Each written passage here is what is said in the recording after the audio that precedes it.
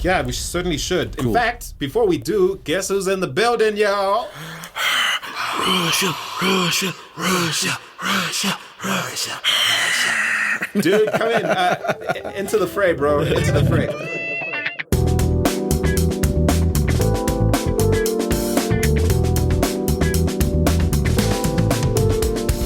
Hello and welcome to the African Tech Roundup, episode 127. Now, this is where we round up the most important tech, digital, and innovation highlights from across the African continent. It really is 2019, folks. My name is Andile Masugu. Thanks for listening in. Rolling with me is the Zambian homie, the marketing maven, the investor, the entrepreneur, Musa Kalenga. Hello. How are you, Africa? And how are you, Andile? Hey, dude, I'm doing great. Fantastic, man. Thanks so much for joining me, bro. Yeah, always. Good to be here. Good to be in a new year, alive and kicking, full of energy. I know, right? Things we take for granted. Right? Now, you had a truly Southern African break, didn't you?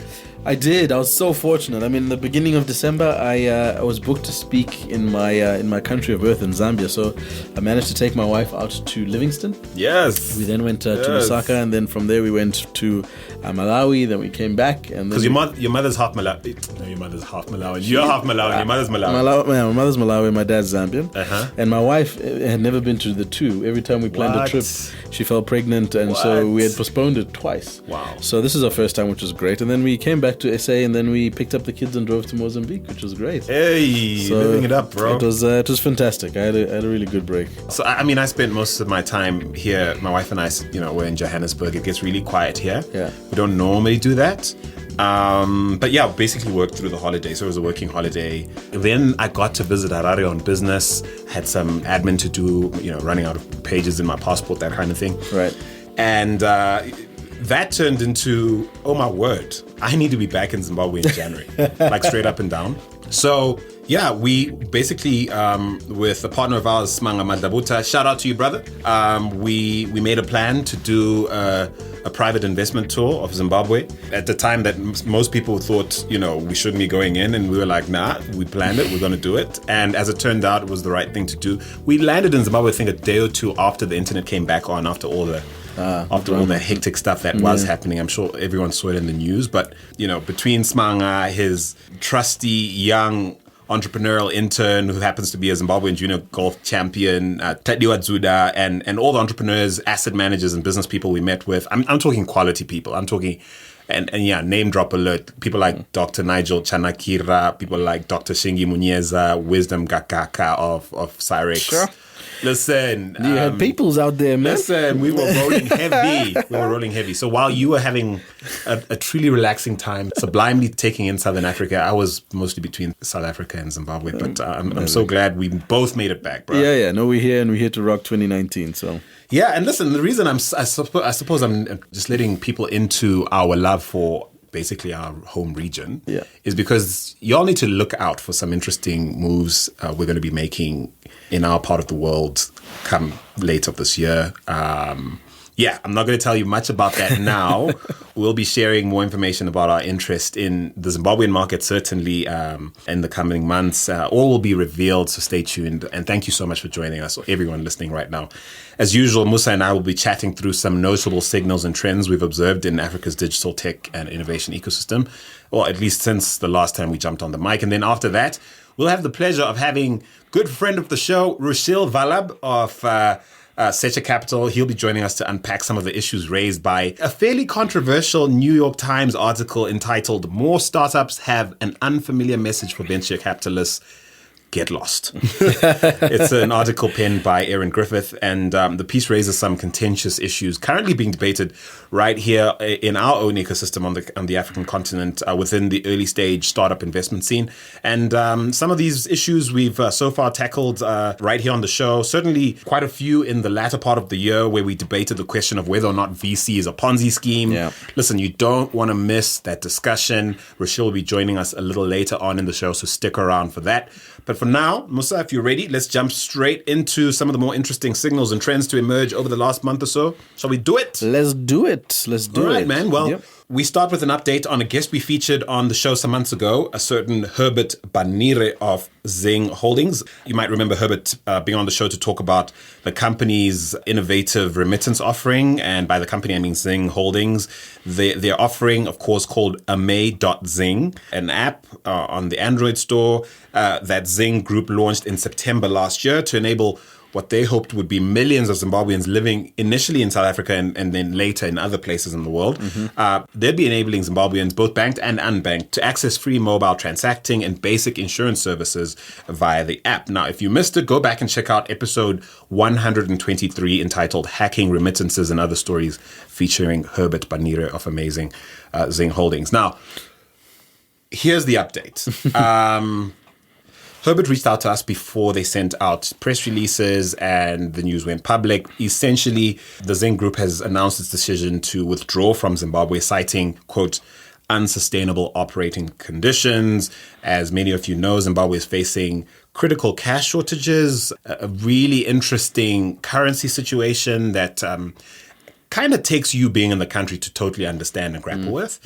And amazing as an app was sort of positioning to plug the gap, that sort of, cash shortage gap with the digital solution.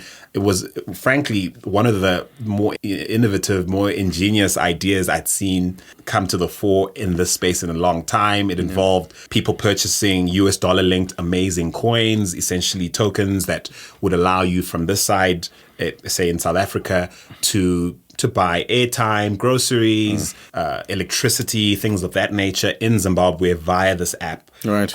Basically circumventing, foreign currency controls. Right. And we asked them a lot of tough questions about how and why certain entities would allow them to sort of waltz into the market and disrupt a business as lucrative as that. Correct. And whether or not even governments and certainly the Reserve Bank in Zimbabwe and certainly the Reserve Bank here, what their thoughts about this would be. And Herbert told me at the time, listen, they had crossed every T, dotted every I, and it turns out, well, that wasn't the case. That wasn't. I mean, it's interesting because that's kind of a very sophisticated way of currency hedging, I suppose, in a way, right? So, these coins that you buy effectively get stored, and that value essentially is guaranteed for you to make future purchases. So, back to your point, how would they sustain that? Because effectively, look, they were registered here, and when I say here, registered in South Africa, registered in Mauritius, and registered in Zimbabwe. I see. And essentially, if you bought a token in South Africa, you were essentially buying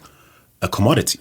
Yes, of a standardized value, right? And via their sort of company group structure, they could purchase things. Oh, I see. And they could obviously guarantee okay. Yes, off the back of the value you sort of bought. I see. Quote unquote. But I mean, there's a lot that needs to go behind that for it to work.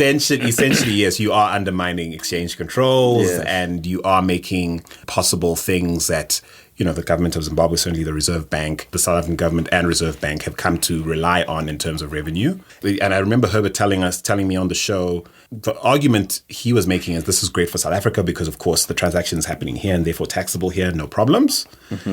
And in Zimbabwe, it's money that the economy would not have seen flow in any case, and it's coming in as hard currency, which is why would the Reserve Bank be against that? But I think for someone who's just visited Zim for, just a week and certainly now plugged into a lot of people who are doing business there, I now understand that it's a little more complex than that. And the shimmy that's going on in terms of the bond note or the interim currency that's happening in Zim and its interplay with Forex, predominantly the US dollar, is actually quite a complex issue. Interesting. So, yeah. So what's that, 3 years? They spent 3 years in the country and that was that? Well, I mean, they've been in Zimbabwe a while servicing banks as this was their first sort of... fintech play, right? Yes, this was the first product they were going to market as themselves. And listen, if I'm going to be a little harsh here, I'm going to say, if I've learned anything in just my short interactions in a sort of professional, sort of investment-related capacity of late with Zimbabwe, I'll say investors, founders looking to expand into Zimbabwe, if your idea is to be in and out or to treat this like an arm's length opportunity, you've got short horizons, or you're not committed to the long-term potential, or you're not really committed to grappling with the complex sort of political and economic relationship building that's required to do business in Zimbabwe, stay away. Probably not for you, right? Not for you. And while you were there, I'm pretty sure there was other stuff. I mean, we read about the violence as well. My guy. So was that all for real? So listen, I have to acknowledge that it's not a fake news situation. Okay. Right? So let's put it straight up and down. I don't want people to think I've been deployed to sort of to create this fanciful image of what's happening on the ground in Zimbabwe. People have, and perhaps in some places even continue to be, at risk. Yeah. And certainly people have succumbed to violence. And I'll stop short of speculating about who and what and why. Yeah. But it is happening for real. And I do think the truth of it also, the pragmatic truth of it also, is that it only affects certain people to a certain degree. Based on class. Yeah. And does that have an implication on location and geography? Yeah, it certainly does. Yeah. I mean, based on class, certain geographies, it's kind of like South Africa in some ways, where we know that we have some crime statistics that would make safer places in the world balk at the notion of how do you even live here? Yeah. But you and I both know, as residents of like northern suburbs in South Africa, that there's a reality you and I enjoy. There's an insulation that you show. An insulation that there's a Joburg we live in that is in some form a bubble relative to how the everyday man or woman on the streets in Johannesburg might live. And so that is also true for Zimbabwe. And here's the pragmatic truth for people who are looking for the kernel of whether or not business is being done, it is. So things continue, right? Things continue. Yeah. Business deals are being done. Important, very innovative things are happening in Zimbabwe in ways that would blow your mind if you were exposed to them. Yeah. So I think that's the balance scorecard. Got it. Yeah. Okay. In the same breath, let's just acknowledge the really gut-wrenching events that unfolded in Kenya. We typically don't like to spend too much time on our show on issues like this because, frankly, there's a lot going on. I think the pragmatic vibe of our show is to sort of acknowledge what's going on in relation to how it impacts our ability to do business or build for our continent. From that standpoint, though, we have to acknowledge that Cellulant lost quite a few people who have contributed a lot to the ecosystem. Yeah. And Cellulant being a fintech company that was housed in the building that got attacked during the terror attacks in Kenya some weeks ago. And so, acknowledging the violence in Zimbabwe and acknowledging the terror attack that shook Kenya is just part of us acknowledging how resilient we are as a continent and how ready and willing we are to just get on with it. No, it's important. And I think in that acknowledgement, I think is also kind of probably a short moment of silence because there's lives lost. Lives lost. Yeah. And, there's a discontinuation in value creation, which is never a good thing for our continent. That's right. I think it's a somber moment, but good to acknowledge. Absolutely. On a brighter note, we know there's a monolith that is growing into something that's quite spectacular. Hey. Econet, the absolute sheer dominance of Econet. My guy. I mean, what was your experience while you were over there? Econet. Yeah. Econet is essentially what Google and perhaps Facebook are to the rest of the world. What? For real. In the context of Zimbabwe, Econet is that dominant. Wow. And perhaps if you are familiar with what Tencent is doing, as far as positioning to be the most ubiquitous company ecosystem, basically, within the Chinese sort of digital ecosystem, Econet is exactly trying to position to be that, and doing so quite successfully. They've quite famously, spun out their cassava group of companies. And listed that separately, breaking all kinds of records for the Zimbabwe Stock Exchange. Between the two companies, I think combined, you're looking at several $1 billion. Wow. And what's the feeling about that spin out? People are very proud. Really? People are proud. Wow. Yeah, people are really excited about the prospect of Zimbabwe asserting itself. We really do bat above our weight. We really do box above our weight. That's inspiring. In many we respects, need those kind of stories. Econet just helps us believe that that sort of thing is possible.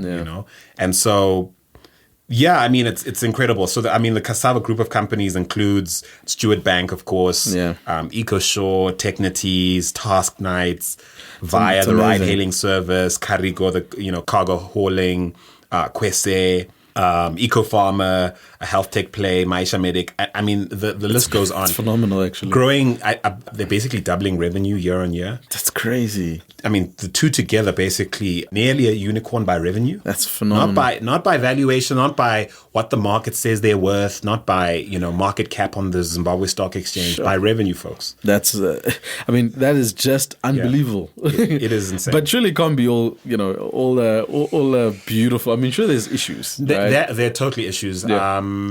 Any sort of monopolistic vibes that are currently at play can't be good for the long-term viability of our ecosystem in Zimbabwe or anywhere else, frankly. EcoCash is effectively, and I'm sure the government or the Reserve Bank will hate to hear someone like me say this, but they're essentially the de facto bank of Zimbabwe. Yeah. With something like 8 in every 10 transactions, digital transactions flowing through EcoCash and their partner bank, Steward Bank. I mean, sure, it's unprecedented. Yeah. And then there's also some criticism. Some people say some of the compromises Econet has had to make in order to maintain that position. Yeah. In sort of playing nice with government, allowing government to I suppose bully them into switching off social media first and then the internet later on their network. And I mean, they argue they're just following government instructions, but there's a debate out there about the role of an entity as powerful as Econet in terms of standing up to the government. But you have to ask as well the greater good of an Econet picking their fights for the greater good of the country. Yeah, I mean, I think you have to be sort of pragmatic about the importance of an Econet just standing in the gap for all of us in order to hold our economy together. Yeah. And I mean, obviously, government's an important stakeholder, but I mean, I'm pretty sure if you consider their shareholding, I mean, minority shareholders can't be... There's that, because I mean, one of the other unprecedented things, I mean, Strive Masiyiwa, the founder of Econet, again, our wealthiest citizen. I say our, people might forget I'm a Zimbabwean citizen. In a way, I'm just... claim it. I'm just wallowing in the glow here because I'm Zimbabwean. And of course, he's our wealthiest citizen, and he holds an incredibly large stake in Econet and consequently in Cassava as well. And there have been murmurings among minority shareholders of Econet who, on one hand, can't complain about its performance because they really have been well rewarded for betting on that stock. Yes. One would argue perhaps not as well as they would like because, of course, of the currency uncertainty. But that's business, though. Right? Yeah. And Strive is being accused of sort of taking advantage of this whole currency shimmy that very few people can wrap their minds around. Yeah. And some investors have been caught napping, sometimes when, they should have asserted their rights in certain respects or participated in certain options that were offered. And they didn't. And now there are these debentures that are being contested because... Just under 1.2 million debentures, not just debentures. Yeah. And of course, Strive Masiyiwa and his executive team feeling the time is right to convert these to shares at a time that will... Conveniently. Conveniently. Effectively, his shareholding in the company will now exceed 53%. Phenomenal. And people are like, wait a minute. This doesn't seem right to us. Are you taking advantage of the situation at the expense of other shareholders who are now going to be diluted effectively? Econet by no means a perfect company with a sanitary story of success and sort of corporate perfection. Yeah. But what company is at this point? Yeah. And I mean, the interesting thing is if you look at the tweet that was posted by Godwin Mungwadzi, is that what he said? Yes, he did that well, man. Yeah, I see what I did there. Yeah, bro. He says essentially the debenture conversion will take or increase Masiyiwa's stake to 56.3%. Oh, wow, I said 53. Right, and this effectively means that they'll be worth $1 billion against the cost of these debentures, which is about $33 million. It's just out of this world. That is insane. So I'd also be a little bit touched if I was a minority shareholder. Yes, and I mean, the power he already wields, I mean, he's led that company really well as chairman. Heads up, by the way, we'll be publishing an interview, a conversation I had with Dr. Nigel Chanakira, who fascinatingly has a really important link to Econet. He sat on the board of that company for its first 10 years. Oh, wow. And I don't want it to spoil the story because I want you guys to look forward to it. But without $2 million that he lent Strive early on, and you'll hear the story in full when we share it.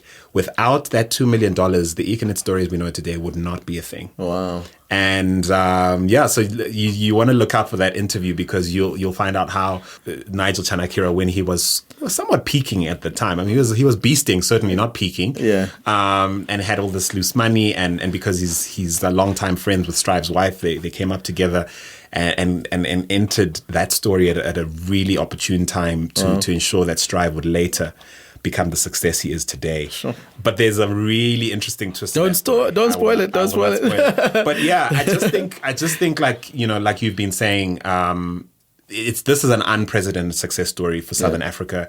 A black man, certainly a Zimbabwean, in the digital space, continuing to iterate. I mean, this between Econet, the Econet Group, and Cassava, we're talking about companies that are putting out products almost on a weekly basis. Yeah, it's crazy. We're talking Facebook level innovation and deployment. Yeah. Man, in Zimbabwe. Yeah, it blows the mind. It's just bonkers. And they say there's no opportunities here. They say there's no opportunity. So, meanwhile, you have an MTN, well, I suppose I shouldn't say MTN saying. It really is rumors about MTN planning to relaunch mobile money in South Africa. Shame.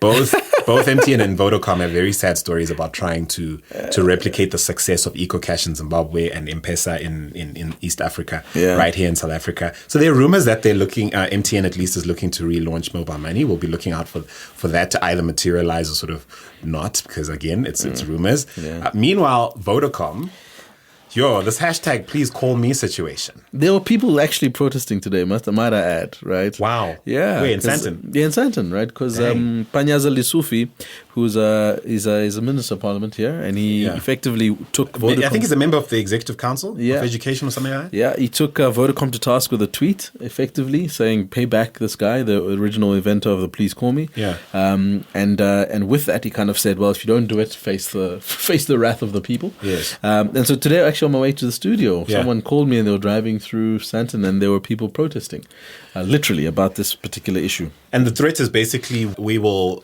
boycott. We will boycott Vodacom if they don't come right on this. And in case you're new to this matter, we've mentioned. I think the last time we talked about it was really months ago. Yeah, because it felt like it was over. Yeah. This gentleman. Makete. Yes, let's see, what's his name? Nkosana Makate. Yeah.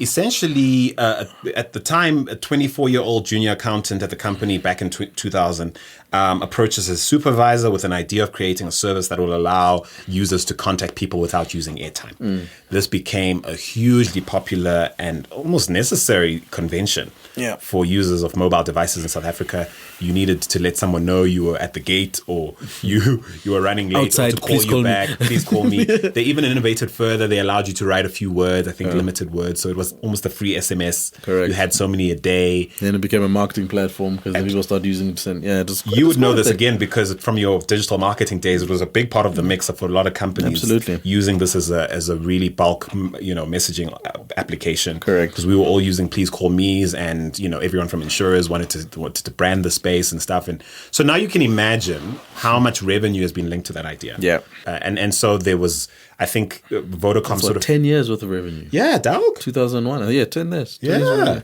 So this guy basically claims I was promised basically a seat at the table, or at least a share of this revenue, and it never happened. He sues them. He sues Vodacom. Vodacom goes through the motions of sort of appointing an auditor to see how much money might have been made, and they've made a couple of offers to Makate, and it almost felt like they'd reached an agreement and money was going to exchange hands and the deal was going to go down. But I mean, it almost feels like now Vodacom's gone back on its word. No, this thing didn't make any money. No, this, it wasn't really your idea. It wasn't that original. And it's turned into this national issue where, people are literally taking sides, either for Vodacom going, this guy is really just trying to milk a big company and take advantage of them, or batting for the little guy going, Vodacom, this isn't right. And it's big names. Thuli Madonsela, the former Panyaza Lesufi. These are not small people in the society that we live in. Vodacom going as far as suing Panyaza, for example, basically arguing to courts that this guy is a public official. He's really out of line to be getting himself involved in this way and essentially asserting activism in this way. Panyaza going, bugger you guys, I'm not scared. As he said on Twitter. I'm not scared of y'all. And this apartheid ended with Mandela in '94, and we're free now. Yeah. And I'm paraphrasing now, but this is quite interesting, and this is part of this is just one story. Yeah, there's like an air right now of corporate activism happening. Yeah. A few weeks ago, probably a couple of weeks ago, was the MMI issue with the Ganas shooting, where the gentleman died protecting he was shot protecting his family from a hijacking. Yep. And effectively, the policy didn't want to pay out. Yeah. They said he died out of. I think that technically they were right. Yes. But everybody was like, "Well, that doesn't matter." Yeah. MMI being a massive insurance group here in South Africa. They said the technicality doesn't matter. What matters is that someone lost their life protecting their family. And you guys you're citing a technicality so that you don't have pay out. Exactly. It really looked bad. Yeah, it was terrible. People that came down on them. And I think the pragmatist in me, the hard-nosed capitalist in me, all 2% of me, is like, they're totally right. Yeah. And they have to apply rules. But they were wrong. But they're wrong. Exactly. Ultimately, you know. You can be right, but you can be so wrong. Can be so wrong. Exactly. So right, you're wrong. And they changed the rules, right? And they paid out, and they changed the rules. So the consumer actually won. Speaking of, again, corporate sort of activism to against sort of corporate bad behavior, I think it's fair to call corporate conscience, holding them accountable. I think it's fair to say. Woolworths South Africa copies a baby carrier by a company called Ubuntu Baba, founded by a certain Shannon McLaughlin. Yeah. Yes, not an easy name to say, but we got there. Also strange that she's finding Ubuntu Baba. But yes, also that's another conversation for another day. Because it might, I think that it's an argument for, cultural appropriation. Yeah. But yeah, I mean, how long is a piece of string? Yes. But in this case, no, Woolworths admitting that they'd actually invited her to show her goods to them. Their buyers had sort of postured as, maybe we'll sort of buy you into our this is system. cute. This is lovely. Nice. Months later, they have an almost identical version with lower quality, of course, version of this product in their stores. Yeah. This lady took to Twitter, and some have argued raised more dust than most would in such a short time, because she's a white female and empowered to do so. Nevertheless, she got what she wanted out of the situation. Good for her. Woolies pulled that thing. It remains to be seen whether they'll be sourcing it from her. But, all in all, a big win for the little guy there, or the little gal in this case. Good for her. And then, of course, CompuTicket, which is, I think, continues to be South Africa's largest online ticketing platform, being fined $1.45 million by the Competition Tribunal of South Africa for abusing its dominance in the ticketing industry. Apparently, between 2005 and 2010, the company, basically used straight up anti-competitive behavior to extend exclusive contracts with big clients, negotiate better rates with larger customers compared to smaller ones. They were doing all this nonsense, all at the expense of other companies like ArtsLink, Strictly Tickets, Going Places Space, people like that, who are all trying to compete in the space and couldn't because it was on lockdown. Yeah, and the Competition Commission has been on fire. I think they recently also just fined 3 media houses. Well, there's a long list actually. Yeah. But I think the big ones are like Prime Media. I think SABC was on the list. I think Stoichenical were also on that list. Yeah. Just because you're big, you can't just be... Correct, for anti-competitive behavior. So good on you, Competition Commission. That's fantastic. I suppose there's a conversation to be had at a later date about IP protection. Yes. And a sort of early stage entrepreneur's ability to assert or look to protect domain or access to domain. Yeah. Within a certain business industry, or protect IP that larger companies could be infringing upon. The challenge, I think, with IP is that I think even for entrepreneurs or early stage value creators is that I believe that legislation hasn't quite addressed, in my view, the issue of substantive IP protection and the tenure or longevity. So there's ideas all the time that'll come around, but I don't feel it's easy and quick enough for small businesses to gain IP protection substantively, and for a long enough period for you to get it to a commercial point where it becomes a no-brainer that you're the beneficiary. Yeah. Now, if you don't solve for those two things, it makes it really difficult for you to even enter into that conversation as an entrepreneur. So to go and sit and spend how many hundreds of thousands of rands taking your ideas to IP lawyers, etc., etc., just doesn't make sense. Yeah. I mean, the few times we've started companies and we've tried to do that, we've been deterred by that. And we've just kind of been like, you know what, actually, let's just see how this goes. If it does go well, fantastic. If it doesn't go well, we'll see that later. So it just doesn't make it easy, from an IP perspective for the small guys to protect themselves. And I think there really is a loophole there that can be addressed to make it more enabling. Because ultimately, if you create, even if it's holding or, IP laws that apply for a certain period or some kind of easy way for you to protect yourself. I don't think that. I mean, that's the golden thread in these stories. I mean, you've got Makate with the Vodacom situation. Correct. You have the Shannon lady with her baby carrier. You had the Woolworths that also did with the guy who did the ginger beer. There was a ginger beer. Again, they basically stole his idea, look and feel. Correct. Down to the bottle and design. Correct. Which again, they were wrapped over the knuckles of it. And then there's also this, and we really do have to return to this at some point. There's the role of society wielding these digital tools to project our will. And pushing back against this, that is being used in ways that are frankly unprecedented. Yeah. Okay. So that's fantastic. Yeah, we certainly should. Cool. In fact, before we do, guess who's in the building, y'all? Russia. Dude, come in. Into the fray, bro. Into the fray.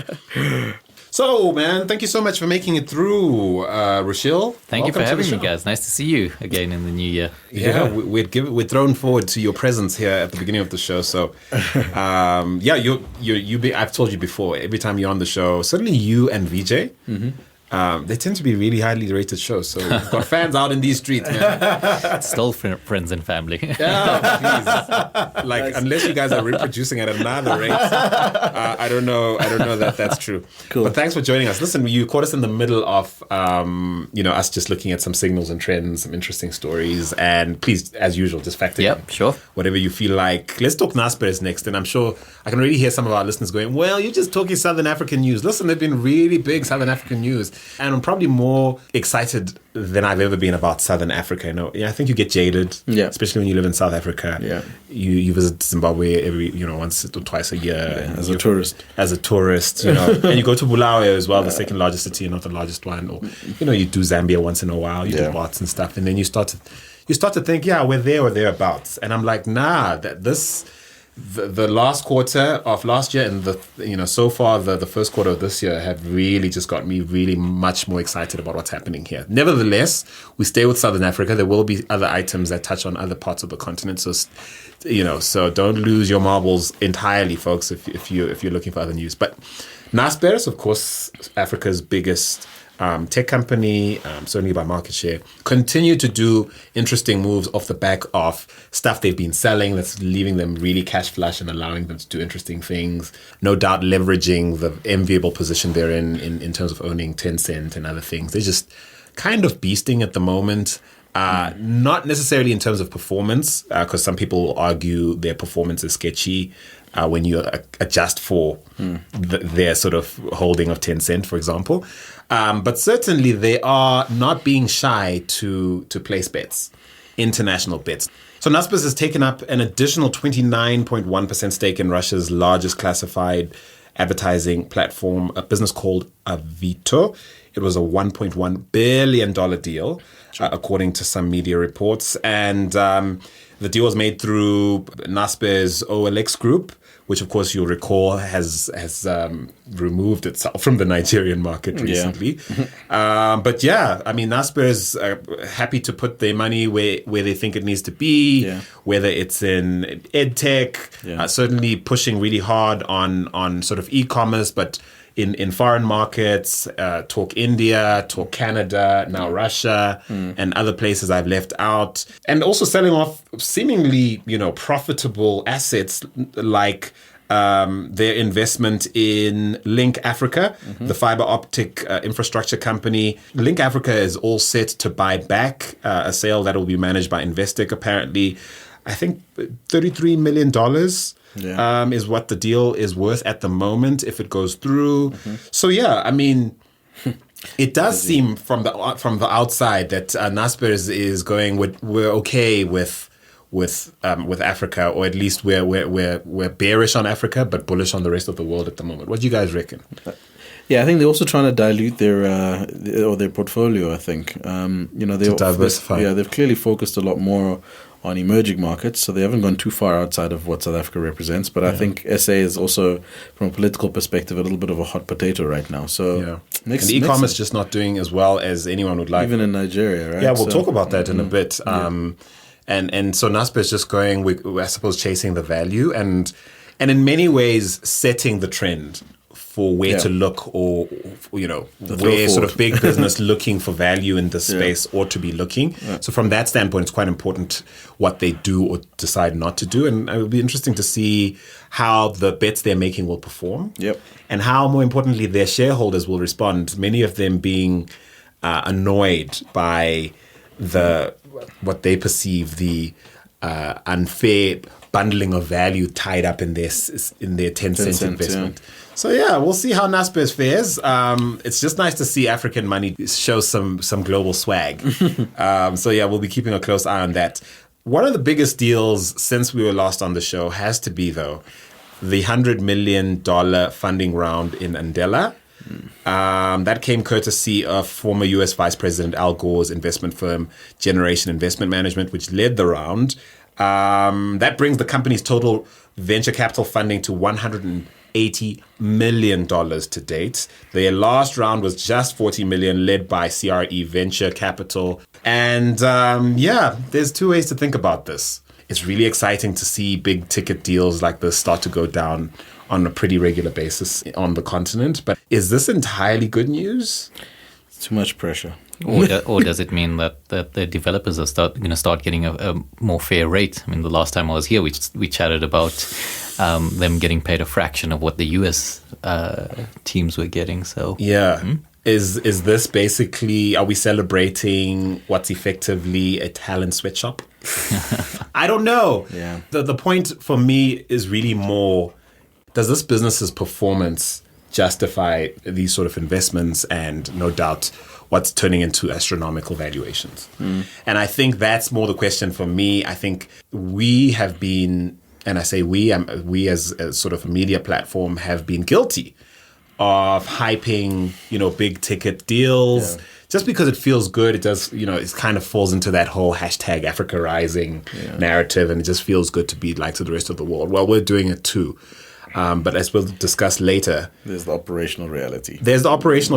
Of are we sort of enabling a bubble to form here that will eventually just be bad for all of us? Well, all of that remains to be seen, and I look forward to the discussion a little later on. Shout out to you, Cairo Angels. According to Egypt's largest angel investment network, $2.3 million have been invested in 24 startups over the last year or so. They claim there seems to be a much larger trend to Egyptian entrepreneurs turning to angel investors as opposed to directly to VC, or certainly trying to bootstrap through some of the most trying times of trying to start up.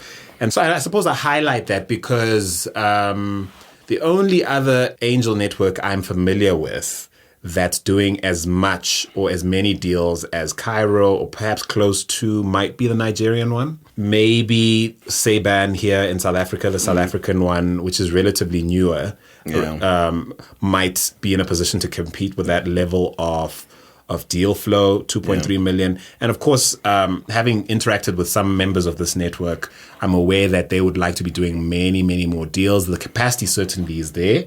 To be sinking more money into early stage ideas at the angel stage. Not quite happening. Again, this is not something new. Every other person I speak to in the investment space talks about pipeline issues. But I just like to see that there's a growing trend towards support for startups at the beginning stages of businesses, and angels and angel culture starting to come to the fore is, I think, good for everybody. Yeah, serves the ecosystem, I think. Serves the ecosystem. And I suppose as you said, as you always say, oversimplification, but we'll get to the details of that. We will, because again, purely money coming in is a big simplification of the implications down the line. If that angel network is playing into a certain doctrine of venture capital, or PE, or whatever it is, then again, how excited should we be? I love how critical we're becoming on this show, because in the past we'd be like, yay, 3.3 million, 24 deals, Boss. No, we can't afford to be that oversimplistic anymore. Cool. Staying with Egypt, though, bus-sharing startup Swivel has expanded to Kenya. Last year, you might recall Swivel raising over $38 million in 2 funding rounds. And then they announced, their plans to sort of attack 10 cities. Sure. Now, and not just any cities outside of Egypt, which if I'm right, I think Arabic is the key language there, right? It's mostly Arabic, and culturally, I don't think there's much in common with too many countries outside of the North African region that might share a culture or sort of copy and paste opportunities for operational design and other things with a country like Egypt. So that was kind of strange to me at the time when I heard like 10 cities. I know many of the cities they were targeting would still be in the North African region. Some of them, I believe, and I stand to be corrected, would also be in possibly in the Middle East. Kenya seems to be a bit of a leap for me, which brings me to the question, guys. There is this startup obsession on the continent with regional growth really early on. And I wonder where that's coming from and whether it's a good thing. It's that doctrine you keep speaking about, right? So there's this prevailing set of rules around growth that aren't necessarily determined by people within the space that growth needs to be realized. And I mean, for me, I think there's been an interesting come to Jesus moment I've had personally around my thinking around growth and how that should happen for the businesses I'm involved in. The first is that the regional view is to get into the smaller concentric circles of growth and be realistic about those, right? So if you use a region as SADC versus a region as Southern Africa, I think the concentric circle of SADC makes sense if you're in the SADC space. Now, if you use that concentric circle to be able to kind of grow, there's a lot of benefit in being more structured about it. So, I mean, I look, using South Africa as our base for our business. Why is it that we're going to try and figure out how to crack Nigeria? I mean, so this is Bridge Labs, right? You're talking about. Yeah. So it's a huge jump for a number of reasons. Culturally, the travel logistics between there and here, currency issues. There's a lot that needs to be considered. And we do that because of the promise of 250 million Nigerians that potentially will use our product.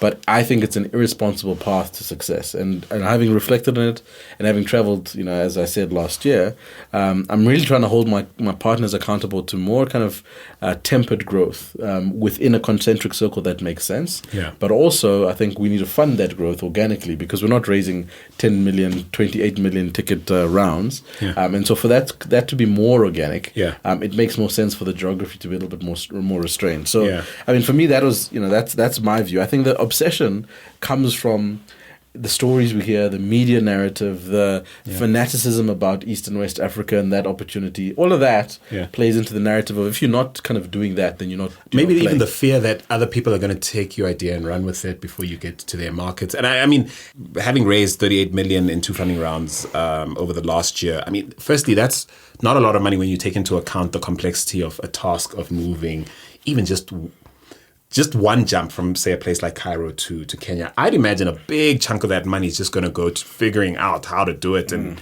just getting into country and settling down before you have to raise again. Yeah. My suspicion is this is being driven by a system that incentivizes founders to basically burn through cash as quickly as possible, grow as fast as possible, on the premise borrowed from places like Silicon Valley where this is sometimes true, that sometimes it does take just, a tweet to inspire someone with a lot of money and the know-how to create a competing product across the country and take you on and maybe race you to being a dominant player before you get there.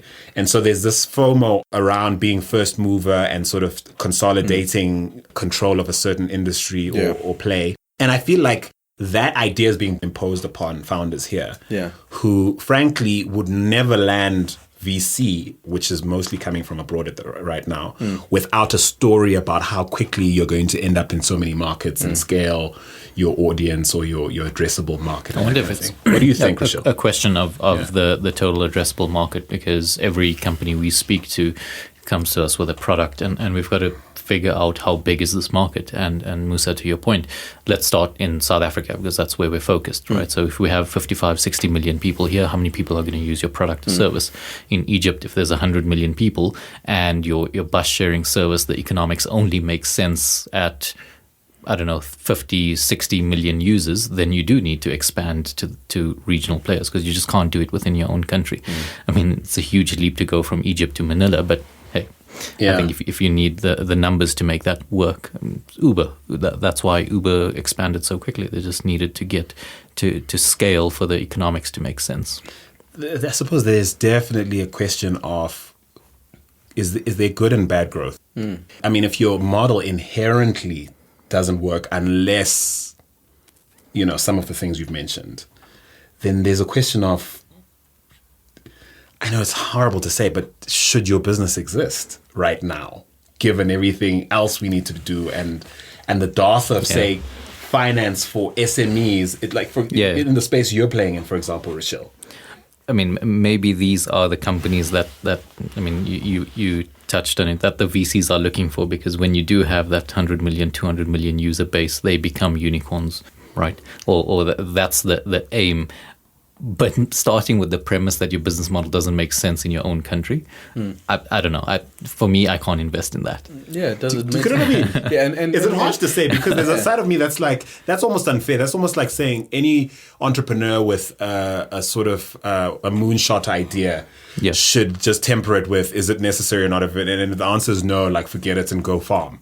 But give me an example of one that worked, that had that moonshot, that wasn't tied to geography. Facebook was successful in the universities before it was successful anywhere else. Yeah. Instagram similar, WhatsApp similar. They've all had a very Amazon, right. So there's a very close tie to being able to solve responsibly from a geography perspective, because there's a direct correlation, as you said, with costs.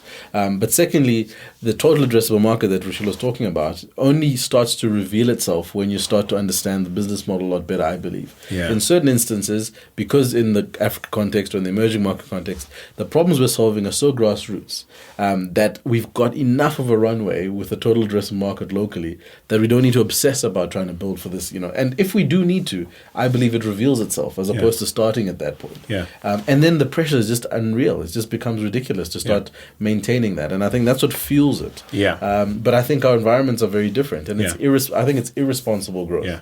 I think there's a lot that goes into it. And I'm looking for examples. There have been so many examples of those that ascended quickly and also fell quite quickly because the sustainability wasn't built into how they got to where they needed to get to. I mean, we're going to talk now next about examples of that, where, I mean, while Nigeria is killing it as far as attracting more early stage investment than pretty much any other market on the continent right now, that country's e-commerce industry is struggling to stay afloat. It's littered with dead bodies. Oh my word. Literally. You can't walk a straight line without bumping into... What's it? Glue, OLX, Deal Day. Careers 24 is about to die, come March. Everton. All of this has been riding on a story that has been based on some of the problematic issues we've been looking at. The whole notion of product market fit within the context of thinking of Africa as one big place you can actually attack as a single market. Right? On one hand, we're really upset at people who treat Africa like a country. And we want to assert we basically want people to understand that there's nuances here, and we want people to have proper respect for the different markets and how they require different approaches and have different needs, etc. On one hand. But then we also have, a startup culture that, that somehow is okay with thinking of this place as one big place you can sort of attack and in a sort of startup deck, talk about we're going to hit 10 cities and 5 countries. It's as easy as talking about New York, Seattle and Washington, across a bridge and you're there. And you're just there. You know what I mean? I met it's weird. Incredible entrepreneur this morning and he had a great line. He said, it's easy to make money on Excel. That's exactly right. I love that. Yeah, no, that's a really good one. Excel will make you look boss. Excel will make you look boss.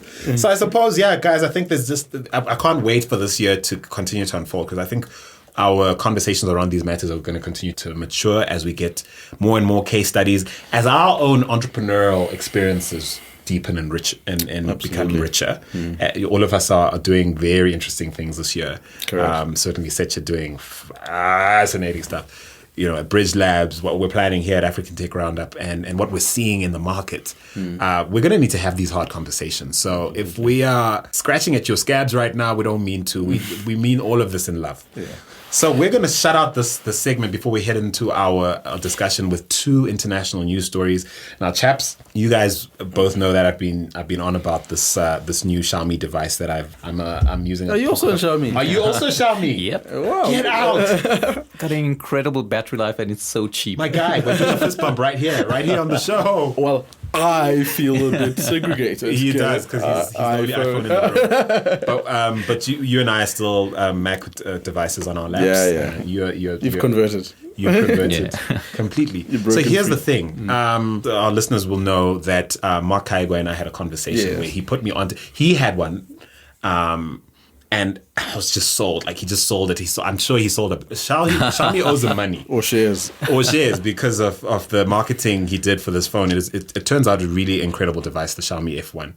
But this is not like the ad. The point is, that's the segue into telling you that Xiaomi is thinking about opening up an office here on the continent. They're selling quite a few of these devices here on the street in Kenya. I had to buy mine in Europe. Where'd you buy yours, Rochelle? Had it shipped in from China. From China. What is it, Amazon? Or? AliExpress. AliExpress. Okay, cool. I should have checked that out because I bought mine in the UK and then had it shipped to the Netherlands where I was at the time and got it there. But, we're loving it. But here are two stories that are making me feel less and less smug about switching back to Android from iPhone. And the first one involves Facebook. Facebook is always in trouble when Rochelle comes here. It's just, I don't know. They're gonna start trying to find out when he's planning to come, because clearly, or they're just that regularly in trouble. They're pretty much regularly in trouble at this point. It's really unfortunate. They've been paying teens and adults something like $20 a month to give them root access to all data transmitted to their phones. Sure. Why is this big news, particularly in the States? TechCrunch broke the story.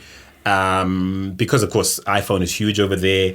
Privacy is a much larger issue, sort of dinner table talk issue relative to other places in the world, certainly this part of the world relative to the States and stuff. And so people who own iPhones think, rightly so, they're much safer, they're much more, their lives... We're encrypted. Their online lives as played out on their mobile devices are a lot safer than those of us who've gone Android. And I have to say, in the time I've owned an Android, I have never given up so many rights to my data in such a short time. Permissions to use I've given permissions to read my notes, to listen to me, to monitor my health, and I'm not kidding. There's a whole other African Tech Roundup broadcast happening right now somewhere. I am telling you, how do I set up my phone? In a parallel universe. My wife is, seriously, because my wife and I both bought these phones, and she's unnerved. She's literally, her more than me, because I'm more pragmatic about it. Yeah. But she's like, dude, like, she's being followed around. She's not used to, like, getting notices that reminding her, like, where she's been, like, asking her to oh my word. Great restaurants. Great restaurants. I mean, Google is just beasting. Yeah.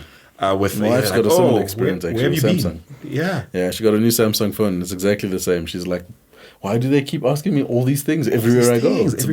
Every app. Every app. Though I must say, in their defense, it has been useful to me to find out when my anniversary with my girlfriend was. went into my Google timelines and said, when did I go to that restaurant? Exactly. Now I have a date. And where the cheapest roses are within like a 5-kilometer radius. Which is the argument, of course, that everyone from Xiaomi to utility, you've made this argument even in sort of defense for Facebook. And I have to admit that is the world without Facebook richer or poorer? And I have to admit that it's certainly poorer, even in, with my dim view of some of their practices. Yeah. So, I mean, here we are, like, talking about Facebook. They've done all sorts of naughty things, including using a research app, accessing parts of Apple's infrastructure that they could only access by paying people with employee access. Sure. Oh, my word. It's crazy, hey? They've since shut down that app. So don't worry, you don't even need to know what it is because you can't use it anymore. They've shut it down. It's because of the embarrassment. Literally within 21 hours of this breaking on TechCrunch. Oof. And then within another sort of a few hours of that, news breaks about Google being found using a shady research app to monitor and analyze user traffic and data. Not like we didn't know. Because the only thing about Google, I have to say, everything I'm experiencing on Android around people asking for my data or access or permissions to use and things of that nature, pretty upfront. So it's not hidden, and it's not like cloak and dagger. I think that's a Xiaomi function, because when I got this phone, I switched from a Samsung, and I noticed that they ask a lot more for permissions. Oh, right. Whereas on Samsung, it wasn't asking for those permissions. I'm sure it was using it, but I think there may be a device difference. But then again, Xiaomi, Transsion Holdings, the guys who own Techno and other devices, I mean, they themselves have a massive data play around playing that role for you. Interfacing with the rest of the world and harvesting that data themselves, and also incentivizing you to use all their own tools and stuff like that. So Transsion Holdings, that's a big part of their business model, actually. I see. The data scrape itself. I see. So Samsung's in the business, of course, of the device itself, but also. And so Xiaomi and them coming to market initially as device makers as well, but definite huge data plays in the background. And Mark Kaigo actually unpacked this in such a really simple and a great way, because he's been in touch with them, speaking quite in depth about the stuff they're doing. So if you've missed that conversation I had with Mark, go check it out on our site, africantechroundup.com. Go find the latest chat I had with Mark Kaigwa, where he practically sold me into buying this phone I have right now in my hand. So I think as the two sort of international stories to close out our signal and trends segment, I think it's been a lot of fun to look at things. I know we haven't touched on everything that happened. That is never the point on our show.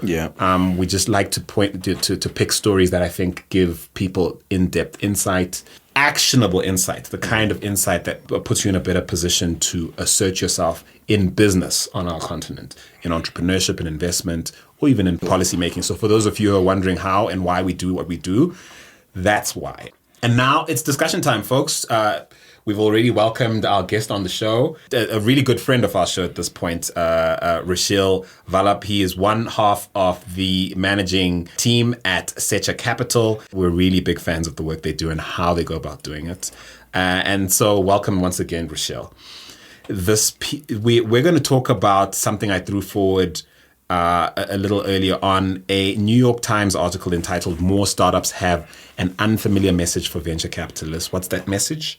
Get lost. Get out of here. Thank you, Aaron Griffith, for writing that article. It's very American focused. And so it's been really interesting to read it, but also filter it through our own experience and what's relevant to our markets here on the continent. And certainly also in the light of some of the contentious issues we've discussed on our show, not least the question of whether or not VC is a Ponzi scheme that we've discussed on the show, a very popular episode. We had to debate that. That was really fun. You were here for that, right? Yep. Rochelle? So what we're going to do to launch our conversation, I'm going to reference some fun responses to this thread from some leading African entrepreneurs, as well as some international ones whose reactions I found quite interesting. So I'm just jumping into my Twitter to see what they had to say. Everyone knows Jason Joku shoots from the hip. Here's what he had to say. He shared the link to this very article, which we encourage all of you to read. As grateful and fortunate as I am for the opportunity with @Iroka TV, I will probably never start or run a venture-backed startup again. My emotions can't handle it. Very telling. Okay. So that's one view. Bill Gurley, 100% agree with this article and have voiced this opinion my whole career. The vast majority of entrepreneurs should not take venture capital. Why? Article nails it. It is a binary swing for the fences exercise. Bootstrapping is more likely to lead to individual financial successes. Mark Cuban, of course, the famous sort of investor, I think billionaire even. Nothing wrong with trying to be a profitable company, he says in support of this article. Further, he says, the Valley approach of growth at all costs is dead. And then our friend of the show, at least in my head, Chamath Palahapitiya. Own it. Yeah, he's our buddy. We dig him. He says, expletive, S word. I need to stop fundraising and flip to a holding company. ... Oh, wait. ... He's already done that, of course. He publicly sort of ticked off a lot of people he was in business with by basically rejecting the VC model and even running a really well-performing hedge fund even in favor of basically going holding company, making long plays in things that matter, and turning his back on how Silicon Valley chooses to do business. So, folks, you've read the article. What do you reckon? People are slamming the door in the faces of the VC, at least some. Is there a good reason? I think the chickens are coming home to roost. I think the VC model has got a lot of it's like the Mad Men era, in the advertising world. We refer to the Mad Men era, where you've got these cowboys, and I suppose even in investment, what's that movie with the guys? What's his name? Leonardo DiCaprio. I forget the movie. Wolf of Wall Street. Wolf of Wall Street, right? Wall Street. It's that same mentality, that frenetic sense of bullishness, bullish, like excess. Like there's just so much negativity associated with that. And in the world that we're going to, I think a more measured and more responsible approach is required. I mean, you have to have a different view.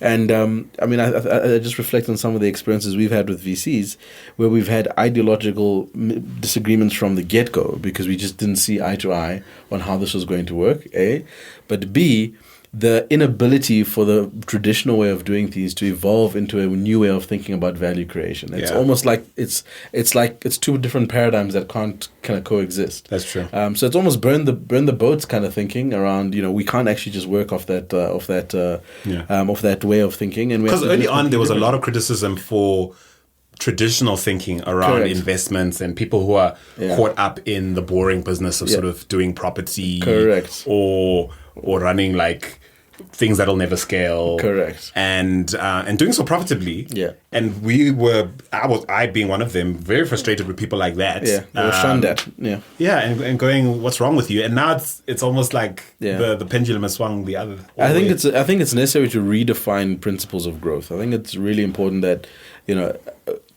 growth. No one can dispute that growth is the only thing that's going to get businesses to accelerate, right? Mm-hmm. But the principles on which we grow are important to redefine. And as you said, growth at all costs is something that doesn't make sense anymore. Even more so for us in emerging markets. You can't grow at everybody's expense. It fundamentally goes against our ideologies around what we do with communities, right? The hyper returns, the excess that is at the end of the rainbow. And why is it a zero-sum game as well? Correct, right? So those principles need to be completely redefined. Aside from the fact that it's completely unsustainable, aside from the fact that slowly but surely, the question I don't have an answer to is, does the pot run dry at some point? Does this actually eventually end up being completely unsustainable from a demand perspective? Because what's fueling it is that there's someone out there that is willing to give you that check for X, whatever it is. So for as long as that exists, there'll always be someone that's willing to take that money. But I think the point of the article is that there's someone willing, but also forcing you as an entrepreneur to over-raise, and that's where the issues come. So speak to this some more, Rachel, because you guys are both right. It starts with VCs enlisting limited partners looking to deploy increasingly larger amounts of capital, which of course then chases abnormally high rates of return, right? And then, as you say, VCs encourage startups to raise piles of money to grow aggressively.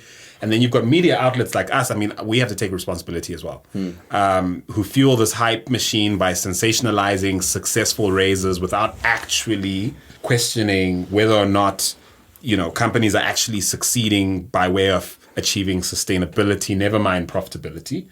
And then, startups, as we've discussed again, are encouraged to expand to markets as quickly as possible. Again, in the US context, you want to do this before, if you're on the East Coast, before someone on the West Coast beats you to it, or certainly, you want to grow and sort of dominate a market and then figure out the numbers later, whatever weird notions kind of drive that, which are certainly not true on the African continent in the same way.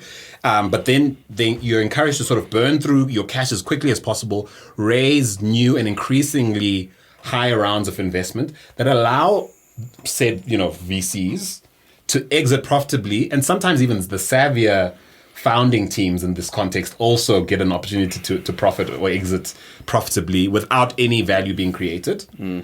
And this is all normal. Like, we're okay with this, apparently. Like, all of us we're cool. But I think that what you said is interesting, that the incentive to do this is to dominate the market, right? There's a feeling that there's a winner-take-all in all these scenarios. And maybe historically with larger tech plays, Amazon, Google, Facebook, whatever.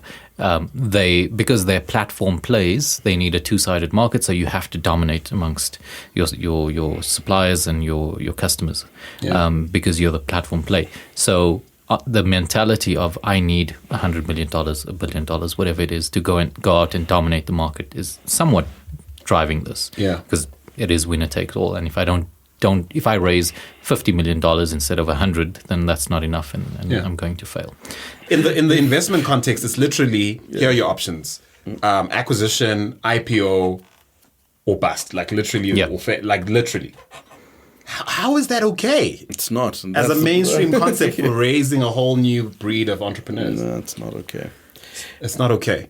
So, I mean, here's the other problem, and I want you to speak to Rashil, especially given, how what you guys do at Secha, and essentially you guys being this weird hybrid holding company / PE, I don't know, PE, VC. I mean, you guys are a lot of things that you've wrapped into one, and we've had offline conversations about how you've had to humbly confront your model when it maybe wasn't as scalable as you had hoped, or that kind of thing. So in that context, I mean, let's talk about the investment horizon. Sure. And the problem around everything we've discussed happening in the context of not only must this happen, it must happen within 2 years, within 3 years, 4 at the max. So, I mean, I think we're moving into a different world where you can't justify raising $100 million, $200 million fund, charging that 2% management fee, because on the African continent, there may not be the deal sizes that you want to invest in. And that's what the premise of when we started Secha Capital, that we understand that there are a limited number of large deals to be done. But there's a huge breadth of smaller businesses that just need a little bit of help, a little bit of capital and a little bit of human capital to help. And I think when you talk about the horizon coming, I think that's what VCs, PE, holdcos, whatever they are, they need to offer more value to their entrepreneurs, where it's not just about the cash. $100 million is not going to solve your problem by itself. It's the application of it and the strategy behind it, and the implementation or executing against that plan that's the most valuable. Sometimes just network access above all else. Sometimes, right? So there has to be some value that comes along with it, and I think that's where it needs to head towards, and maybe that's Chamath's idea, right? Where he doesn't want to be VC constantly going for an up round and being part of this necessary machine to keep raising valuations. Whereas if you pull back and you structure your incentives differently, then you can start rethinking about how do you actually create real value, not just paper valuations based on projected future growth that may or may not happen. So, I mean, one of our advisors at the African Tech Roundup Tour, who's an investor, Danish, this is one of his biggest bugbears. He loses his proverbial mind every time he meets founders or investors in the African context who seem to take such a short view, or all too eager to try and take short wins. And my sort of pragmatic pushback on his very, very strict view on this is there are some sensible short plays we can and should be making. And there are sometimes you don't want to be emotionally attached to something that prevents you from exiting and moving on to the next thing that actually works to the greater good of the ecosystem, certainly, and profitably for you. So, Musa, I don't know what your thoughts on this are, because you've worked in banking at the highest level in South Africa. You've worked for one of the world's largest tech companies and Facebook, although you might want to remove that from your LinkedIn these days. But no, I say that only in jest. And then you have this holding company. You're invested in a consortium that's buying up opportunities. I know most of the investments you're making take this really long view. But because I know you, I know that you are sufficiently invested in Africa's future. But you're no dummy, and you also appreciate, a short deal, taking wins when you can. And that's part of the pragmatism I feel that's missing from entrepreneurship, or the idea of entrepreneurship, when that's taken off the table because you've got $10 million and you don't have to actually worry about trying to be resourceful or find ways to make money when you can. So give me a sense, give someone listening right now a sense from your experience about how you think about these things. So I certainly don't think, I think a clarity around the end games is a very important starting point. And you mentioned it. I mean, we and I am completely and utterly invested in this continent, right? So ultimately, the value that'll accrue and everything that'll happen, my view is that the net beneficiary is going to be this continent. And so in the journey to get to that point with every commercial enterprise I undertake, there is definitely thinking that has to build towards that. But the reality of making a business operational is that there'll be short-term. And I don't necessarily think you sacrifice one for the other. I think you have to be prudent with your short-term decisions to ensure that your business continues to operate sensibly. But if you're not clear about your vestedness in the long term, that's where I think you can veer off. Because I consider it an off-ramp, and if you're not sure how to get back onto the main road, that off-ramp could potentially take you to a place where you completely lose the philosophy. So for me, number one, it's the vestedness, and that's a psychology of whether you're here to win in the long run and you're here to create value for the continent. Because I think that North Star keeps me really accountable around some of the potentially difficult decisions that take you a little bit off that track, but ultimately justify it in the long run. I think that the term is the end justifies the means. I don't think it's as linear as saying you can be completely dedicated to it even in the short wins. I think sometimes there's a sacrifice. That's the reality of being in business. And again a teaser, because you guys need to look forward to this conversation I had with Dr. Nigel Chanakira, the founder of Kingdom Bank in Zimbabwe and longtime board member of Econet Group. Because again, that story that you're going to hear there, I think sums that up perfectly, where you can't get it right all the time, but if your heart is where it's at, is in the right place, then you keep your North Star in place. And I have to thank you for enlightening me to this fact. And full disclosure, you wouldn't have become a co-host on this show, never mind a co-founder of the African Tech Roundup, if you hadn't had that view. Because at the time he joined us, by the way, he had opportunities to do much larger shows to audiences in South Africa, but they would be limited to South Africa, but much larger commercial short-term opportunities within media and stuff like that. And so my pitch to him joining the show was, this plays into your vision for regional and global growth, right? And I suppose I just say that to try and create a hook or a case study for you guys to latch onto in trying to personalize this for yourselves as listeners of this show. Anywhere in the world, you may be Africa focused in some way, and you're trying to figure out how to come up with a healthy, balanced, pragmatic approach to being invested here. To founding here, to policymaking here, to impact investment here. And I think a lot of what we're talking about here is, and this is just the start, and really I think this is a really great way to start the year. In terms of this, we are literally out of time. But I want to assure you that we will be harping on this issue, not just because, we happen to enjoy talking about these matters, but also just because we see this as one of the things that could potentially undermine the progress we can potentially make as a continent if we don't come right with the psychology you're talking about, Musa. Absolutely. And I mean, as you said, we're fortunate enough to not have the fear of missing, the FOMO of the global or international allure, because I think that was a real thing for the generation before us. Is that there was this allure of this world out there which I'm going to miss out on if I invest in my continent. And I think that psychological FOMO was a reason why we've kind of taken, I believe, 2 steps back. But in our generation, because we've been traveled, we've been exposed, we've seen these things. That's more it's more JOMO now. There's a joy. What's JOMO? A joy of missing out. I'm going to tweet that. It's a thing, actually. It's not me. I'd love to take all the credit. I thought I was going to be first to market. It's a thing. So there's actually a joy of missing out, because you're getting people who have been employed in McKinsey and the Bains, have traveled the world.